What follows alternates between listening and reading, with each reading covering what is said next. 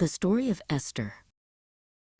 Long ago, in the vast kingdom of Persia, a Jewish orphan girl named Esther lived in a foreign land. Her parents had died when she was young, and her life could have been lonely. But Esther was not abandoned. Her cousin Mordecai took her into his home and raised her as his own daughter. He cared for her with tenderness and steady love. At that time, King Ahasuerus ruled a mighty empire stretching from India to Ethiopia, 127 provinces in all. He lived in the grand palace at Susa, surrounded by officials and servants. The king faced a problem. He needed to choose a new queen. So he commanded that a search be made throughout the kingdom for the most suitable woman to take Queen Vashti's place. The king's servants traveled through the provinces, gathering beautiful young women and bringing them to Susa. Each one received special preparation and beauty treatments before meeting the king. Among these young women from many nations was Esther, whose Hebrew name was Hadassah. She was lovely in form and beautiful to look upon, and she carried herself with quiet dignity. Before Esther entered the palace, Mordecai gave her an important instruction. She must not reveal that she was Jewish. He urged wisdom and caution, because not everyone would be kind. After Esther was taken into the palace, Mordecai kept watch from a distance. Every day he walked near the courtyard, hoping to hear news of Esther and to know how she was doing. Esther found favor with everyone who saw her.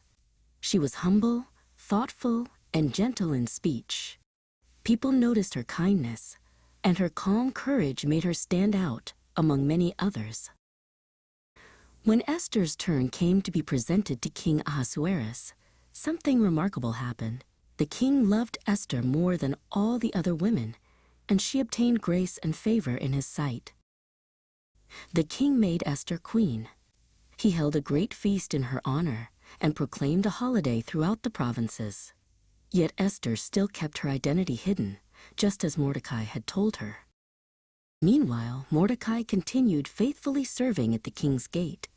After these events, King Ahasuerus promoted a man named Haman the Agagite, placing him above all other officials. The king commanded that all the servants at the palace gate should bow down and pay homage to Haman whenever he passed. Most people obeyed quickly, eager to avoid trouble. But Mordecai refused to bow down. Day after day, Haman saw Mordecai standing upright while others bowed low. Haman's anger grew sharper each time he noticed this. Haman did not want revenge on Mordecai alone. He wanted to destroy all Mordecai's people, the Jews, throughout the entire kingdom. His hatred became a plan. Haman cast lots, called pur, to choose the date for his evil purpose. Then he went to the king with smooth words, lies, and manipulation, pretending his plan was good for the empire. Haman told the king there was a certain people scattered throughout the kingdom whose laws were different. He claimed they did not obey the king's laws, and said it was not in the king's interest to tolerate them. To persuade the king, Haman offered to pay silver into the treasury. The king, trusting Haman, gave him authority to issue a decree. The command was sent out across all 127 provinces.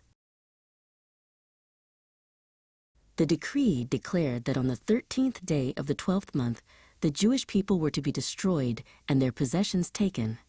When Mordecai learned of it, he mourned with sackcloth and ashes. Throughout the provinces, the Jews fasted, wept, and wailed. When Esther's servants told her Mordecai was mourning at the palace gate, she was deeply distressed and tried to send him clothing, but he refused. Esther sent her attendant to learn what was happening. Mordecai explained Haman's plot and urged Esther to go to the king and plead for mercy for her people. Esther realized a decision was before her. Esther replied that anyone who approached the king unsummoned faced death unless the king allowed them to live. Mordecai answered soberly that she should not think she alone would escape, and he asked who knew if she had come to the kingdom for such a time as this. Esther chose courage. She asked Mordecai to gather the Jews in Susa to fast for her for 3 days, night and day. She would fast also, and then she would go to the king, and if I perish, I perish. Esther approached the king, and he received her. She invited the king and Haman to 2 banquets, and there she revealed the truth and exposed Haman's plot. Mordecai was honored, and a new decree allowed the Jews to defend themselves. God's people were saved. For you bless the righteous, O Lord. You cover him with favor as with a shield. Psalm chapter 5, verse 12.